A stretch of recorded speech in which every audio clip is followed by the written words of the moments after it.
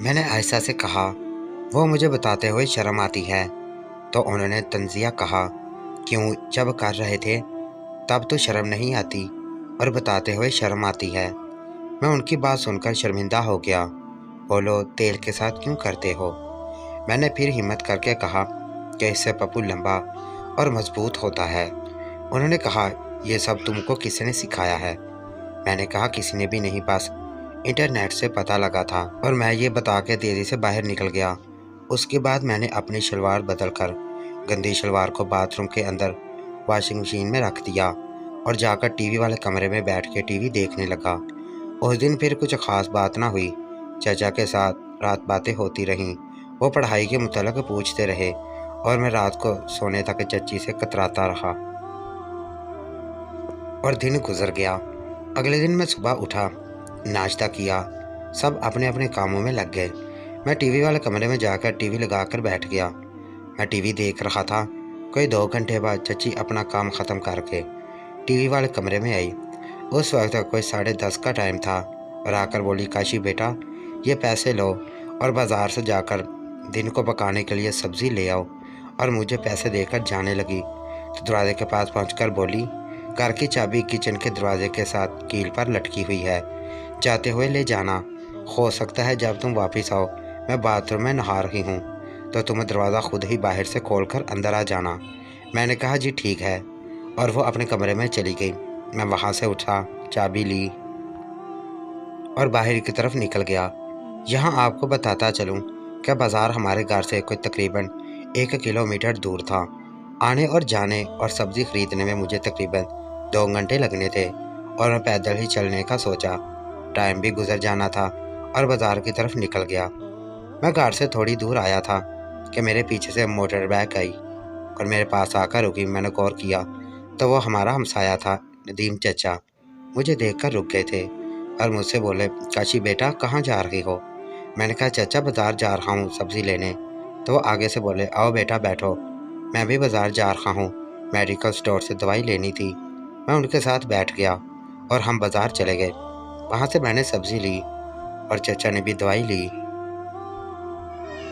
और हम कोई तकरीबन 30 मिनट में वापस आ गए और उन्होंने मुझे मेरे घर के सामने उतारा। मैंने उनका शुक्रिया अदा किया और वो अपने घर चले गए। मैं अपने दरवाजे पर खड़ा और घंटी देने लगा तो मुझे याद आया कि मेरे पास चाबी मौजूद है, जो वैसे भी चची बाथरूम में नहा रही होंगी। मैंने सब्ज़ी का थैला नीचे रखा और जेब से चाबी निकाल के दरवाज़ा खोला और सब्ज़ी का थैला उठा के अंदर दाखिल हो गया। जब मैं अंदर दाखिल हुआ तो सहन में मुझे मोटर बाइक खड़ी नज़र आई। मैंने गौर किया तो हैरान हुआ, चाचा की मोटर बाइक तो ये नहीं है और वो इस टाइम घर भी नहीं हो सकते, वो तो ड्यूटी पे होंगे और वो शाम को 5 बजे आते थे। तो ये किसकी मोटर बाइक है? खैर, मैंने दरवाज़ा बंद किया और सब्ज़ी वाला थैला उठा के किचन में रखा और चाबी भी कील के साथ दोबारा लटका दी और किचन में रखी फ्रिज में से ठंडा पानी पिया और फिर टीवी वाले कमरे की तरफ चल पड़ा।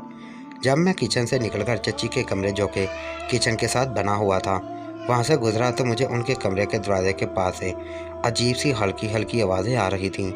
मैं चौंक गया और एक साइड पे हटकर खड़ा होकर सोचने लगा कि यह किस किस्म की आवाज़ें हैं। मैंने देखा दरवाज़ा भी बंद है।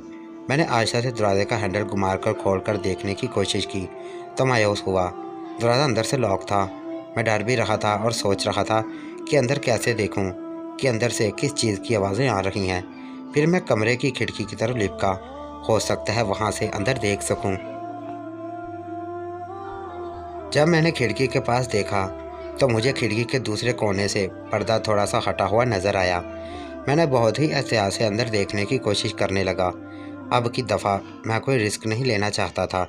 जैसे ही मैंने उस जगह से अंदर देखा तो अंदर का मंजर देखकर मैं अपने हवास खो बैठा, क्योंकि अंदर का मंजर मेरे लिए दिल दहला देने के लिए काफ़ी था। अंदर मैंने देखा सामने सोफे पर चची का कज़न मामू का बेटा शौकत, जो कि शेखपुरा में सरकारी स्कूल का उस्ताद था। वो सोफे पर बिल्कुल बरहन्ना बैठा हुआ था और उसका रुख खिड़की की तरफ था, लेकिन मुंह ऊपर छत की तरफ था और आंखें बंद थीं। और चची उसके आगे पूरी बरहन्ना बनी हुई थी और उनका मुंह शौकत अंकल की गोद में ऊपर नीचे हो रहा था और तितली का रुख खिड़की की तरफ था, जो यकीनन वो अंकल को चूम रही थी। और अंकल अपने हाथ से उनके सर को अपने पप्पू के ऊपर नीचे दबा रहे थे और हल्की आवाज़ निकल रही थी। यह नज़ारा देखकर मेरा पप्पू भी खड़ा हो गया और मैं शलवार के ऊपर ही अपने हाथ से अपने पप्पू को मसलने लगा और अंदर का नज़ारा देखने लगा। मैंने गौर किया, आंटी की ब्राउन रंग की थी और आंटी के चूमने की वजह से उनकी तितली का सुराग कभी खुल रहा था और कभी बंद हो रहा था। ये देखकर मेरा पप्पू मज़ीद अकड़ गया और मैंने पप्पू को और तेज़ी से मसलना शुरू कर दिया। मैं ये मंजर कुछ 10 मिनट तक देखता रहा। फिर अंकल की आवाज़ आई, भाभी अब बस कर दो और बेड पे चलो अब। और आंटी बदहोश अंदाज में बोली, शौकत आज मुझे फारग ना करवाया तो तुम्हारी खैर नहीं। अंकल बोले, बेफिक्र रहो, आज मैंने हकीम से गोली लेकर दूध के साथ खाई हुई है। चची ये सुनकर खुश हो गई और उठकर बेड पर जाकर सीधी लेट गई और अंकल भी बेड पर चढ़ गए। ये देखकर मैं अंदर ही अंदर खुश हुआ, चलो मेरा पप्पू अंकल से बड़ा है। यह नज़ारा देखकर मेरा बुरा हाल था और दिमाग में यही ख्याल आ रहा था कि मुझे हर वक्त गंदे कामों से बाज आने और तमीज़ सिखाने और चचा की धमकी लगाकर मुझे दबाने वाली आज अपने ही घर में अपने सगे कज़न के साथ बनी हुई हैं।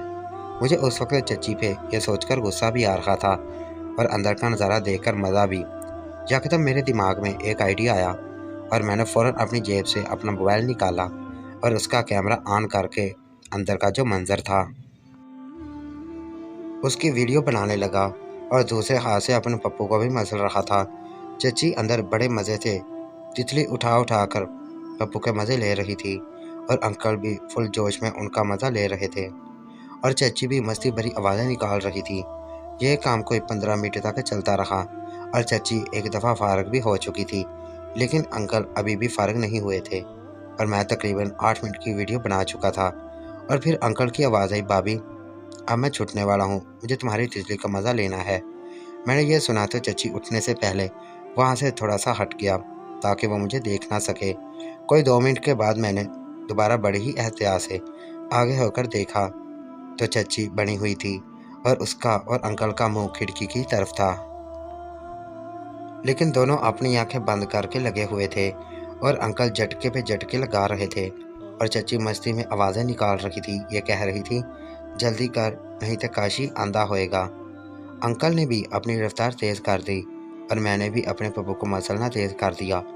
मेरा कुछ देर बाद शलवार में ही निकल गया और थोड़ी देर बाद ही अंकल ने भी अपना चची में छोड़ दिया और अचानक चची ने आंखें खोली। उनकी नज़र सीधी खिड़की पर पड़ी और उनके चेहरे की हवाइयाँ उड़ गईं, रंग पीला पड़ गया और मुंह से चीख निकल गई। मैं वहाँ से भागता हुआ अंदर दरवाज़ा खोलकर घर से बाहर चला गया। चची अपने कमरे से निकली और टीवी वाले कमरे के सामने गुजरकर किचन में चली गई। मैं थोड़ा हैरान हो गया, चची बात करने के लिए मेरी तरफ क्यों नहीं आई। मुझे गुस्सा भी बहुत आया, लेकिन फिर मैंने सोचा हो सकता है साइमा आंटी की कॉल ही ना हो, किसी और ने ना कॉल की हो और मैं ऐसे ही फिक्रमंद हो रहा हूँ। तकरीबन 1 बजे का टाइम होगा जब चची किचन का सारा काम ख़त्म करके टीवी वाले कमरे में आ गई और आकर मेरे साथ सोफे पर बैठ गई। पूछने लगी, सुनाओ काशी क्या चल रहा है। मैंने कहा, कुछ नहीं चची, बस टीवी देख रहा हूँ। फिर चची ने कहा, काशी तुमसे एक काम था, अगर तुम्हें कोई मसला ना हो। मैंने कहा, चची हाँ हुक्म करो, क्या काम है। चची ने कहा, अभी थोड़ी देर पहले सैमा का फ़ोन आया था, वो बता रही थी कि उसकी अम्मी काफ़ी बीमार हैं और वह उनका पता करने के लिए अपने घर जाना चाहती हैं, लेकिन वो अकेली तो नहीं जा सकती और घर में ऐसा कोई बंदा नहीं जो उसके साथ चला जाए और फिर 2-3 दिन बाद उसको लेकर वापस आ जाए। मैंने कहा, चची मुझे इसमें क्या काम करना है। तो चची बोली, देखो काशी तुम तो फारग हो और कोई ख़ास काम भी नहीं, अगर तुम उसके साथ चले जाओ 2-3 दिन में वापस आ जाना, सैमा अपनी अम्मी से भी मिल लेगी, नहीं तो उसको लेकर जाने वाला कोई नहीं है। मैं अंदर से तो बहुत खुश था, लेकिन मैं चची को शक नहीं होने देना चाहता था, इसलिए मैंने कहा, लेकिन चची मैंने तो अगले हफ्ते को वापस जाना है। चची ने कहा, अगले हफ्ते को अभी पूरे 7 दिन बाकी हैं और तुमने तो सिर्फ 2 दिन के लिए जाना है। मैंने कहा, चलो ठीक है आंटी, अगर 2 या 3 दिन की बात है तो मैं चला जाता हूँ, लेकिन जाना कब और कैसे है। तो चची बोली, कल सुबह 7 बजे वाली ट्रेन में जाना है, तुम सुबह जल्दी उठकर मेरी अम्मी के घर चले जाना और फिर सैमा को लेकर स्टेशन पे। टिकट तो सैमा के अबू ने पहले ही बुक करवा दी है, इसलिए कोई मसला नहीं होगा। मैंने कहा, चची ठीक है, आप सैमा आंटी को बोल दें मैं तैयार हूँ।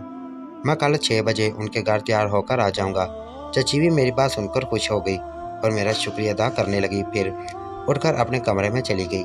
जब चाची चली गई, मैं अंदर ही अंदर बहुत खुश था। मैं काफ़ी अर्सा पहले सायमा आंटी के घर जेहलम गया था और मैं सोच रहा था पता नहीं अब सायमा आंटी कैसी होंगी और मैं कैसे उनके साथ ये काम कर पाऊंगा। फिर वो दिन भी रात तक मामूल के मुताबिक गुजर गया, लेकिन मैं रात जल्दी सो गया क्योंकि मुझे सुबह जल्दी उठकर तैयार होकर सायमा आंटी के घर जाना था और वहाँ से जेलम के लिए निकलना था। मैं सुबह 5 बजे का अलार्म मोबाइल पर लगाकर सोया था। सुबह 5 बजे अलार्म बजा, मैं फ़ौरन उठ गया। जब मैं उठा तो साथ वाली चारपाई देखी, वो खाली थी, चची नहीं थी। खैर मैं वहाँ से सीधा नीचे आकर बाथरूम में घुस गया, नहाने लगा। नहाकर अपने कमरे में आ गया और आकर अपने कपड़े बदलने लगा।